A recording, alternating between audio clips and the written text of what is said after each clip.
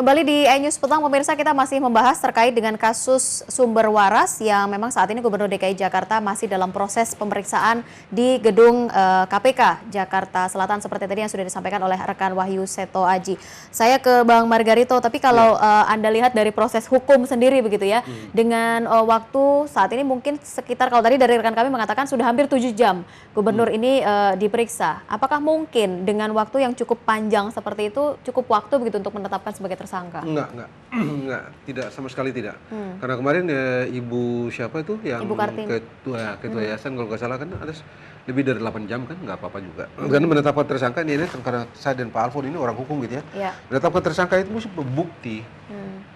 Jadi bukan soal lama pemeriksaan, apakah bukti yang didapatkan dalam penyidikan itu cukup berdasar untuk disimpulkan ada perbuatan melawan hukum dan ini orang tersangka atau tidak. Pelakunya ini atau bukan. Itu dasarnya. Jadi bukan soal lama dan cepat pemeriksaan. Artinya apa yang sudah dihasilkan oleh BPK walaupun sempat dinyatakan salah itu belum cukup bukti juga. Belum bisa juga. Karena ini kan mesti harus ditanyakan bagaimana sih proses standarnya? Siapa yang merencanakan? Ada nggak di APBD? Begitu, apakah ini sudah direncanakan dari awal sehingga masuk dalam tubuh APBD? Atau tidak? Kalau tidak masuk dalam tubuh APBD, apakah ini diproses setelah APBDP berakhir, APBDP berjalan dan sudah masuk di APBDP atau tidak? Nah, kalau tidak masuk di APBD, siapa yang menginstruksikan? Ini semua mesti dicari. Jadi tidak cukup hanya dengan mengatakan ada audit BPK terus langsung tersangka. Tidak bisa juga. Memang karena kalau begitu kita sembarangan nanti menetapkan orang tersangka dan itu bisa fatal di pengadilan. Terburu-buru begitu ya? Terburu-buru. Karena itu periksa dulu saksi-saksi. Kalau saya sih belum Ahok yang saya periksa. Kalau saya akan periksa siapa ini yang bernegosiasi. Pada waktu itu tuh siapa yang saya cek juga di APBD, apakah ada di APBD atau tidak. Lalu siapa, apakah mereka membentuk tim semacam appraisal atau tidak, harga-harga dari situ.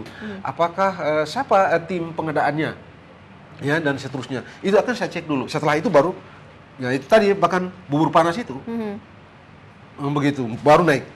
Jadi diambil dulu pinggir-pinggirnya baru setelah itu akan ke tengah. Supaya fakta yang kita peroleh ini kokoh, rangkaian perbuatan yang kita dapat itu kokoh.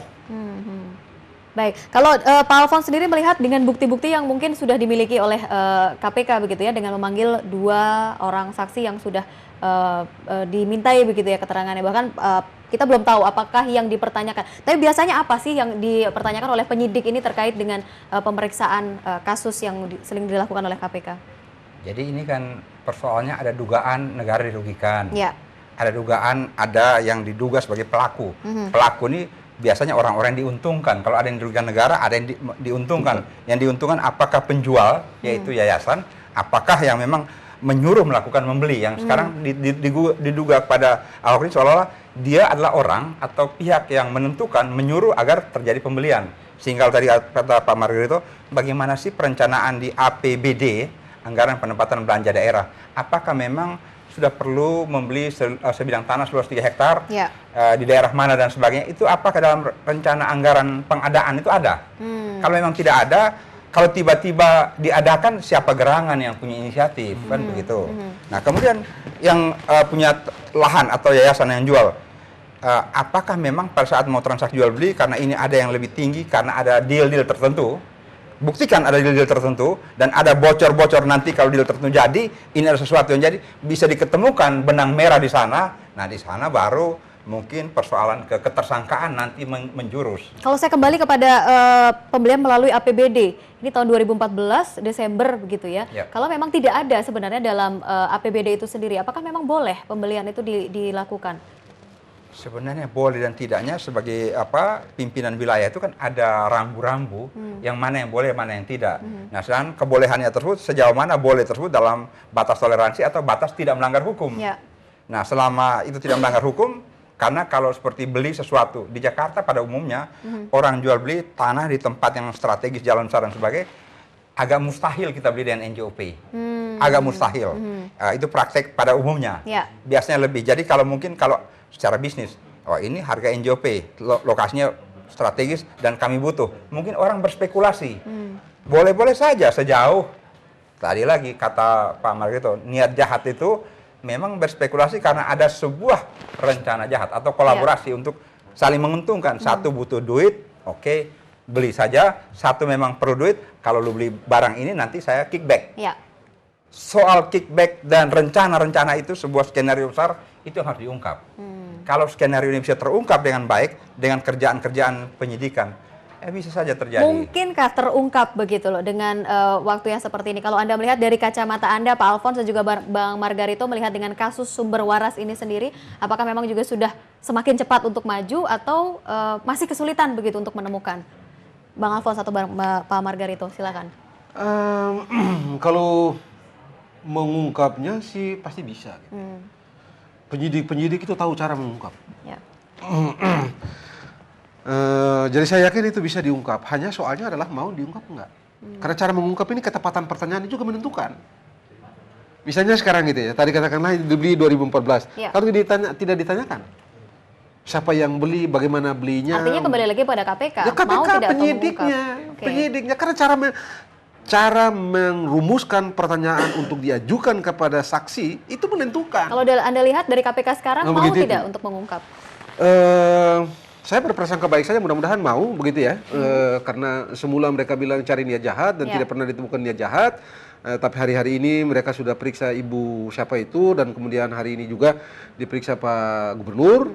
Mudah-mudahan ini merupakan cara mereka memastikan kepada kita bahwa mereka tidak terfokus pada pencarian niat jahat itu. Oke, jawaban Anda tidak ada niat jahat juga ya? Ya, mudah-mudahan. Kalau dari Pak Alphonse sendiri? Menurut saya pemeriksaan itu kan sebenarnya KPK punya berbagai instrumen. Ya. Mungkin dari instrumen menyadap, mungkin dokumen, atau mungkin pemeriksaan, kan sudah 30 orang lebih diperiksa dari DKI dan sebagainya. Berbagai informasi input tersebut apabila dirangkai dalam menjadi satu cerita yang bisa dilihat benang merahnya. Nah, dari situlah kemungkinan terungkap. Karena dasar pertanyaan penyidik itu kan ada 7K biasanya. Ini karena penyidik dari kepolisian. Si Adi demen babi istilahnya. Siapa, apa, di mana, bagaimana, mengapa. Apabila itu dioncei secara rinci, maka kelihatan bagaimana benang merah itu terhubung antara pelaku dengan para pelaku. Dengan motif-motif dan sebagainya. Sedangkan di sisi lain jangan sampai soal ini menjadi sebuah konsumsi ataupun menjadi komunitas yang jadi rame. Setiap hari sampai termasuk anggota dewan banyak yang bilang KPK sudah punya bukti yang kuat dari BPK, tersangkakan saja. Ini negara hukum. Jadi juga jangan terlalu buru-buru seperti itu karena setiap orang punya hak hukum yang harus kita hargai dan kita lindungi kan.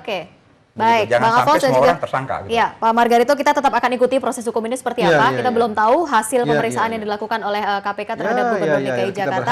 Artinya masih cukup panjang begitu ya untuk pengungkapan kasus ini sendiri. Ya, mudah-mudahan ini bukan dagelan aja. Bukan dagelan dan bukan niat jahat juga gitu ya dari KPK. Pak Margarito, Bang Alphonse, terima kasih sudah bergabung bersama kami di sini di iNews Petang, dan pemirsa kita masih akan kembali dengan topik-topik lainnya di iNews Petang terkait dengan warga Pasar Ikan Penjaringan Jakarta Utara yang masih tetap bertahan di lokasi penggusuran. Sesaat lagi tetaplah bersama kami.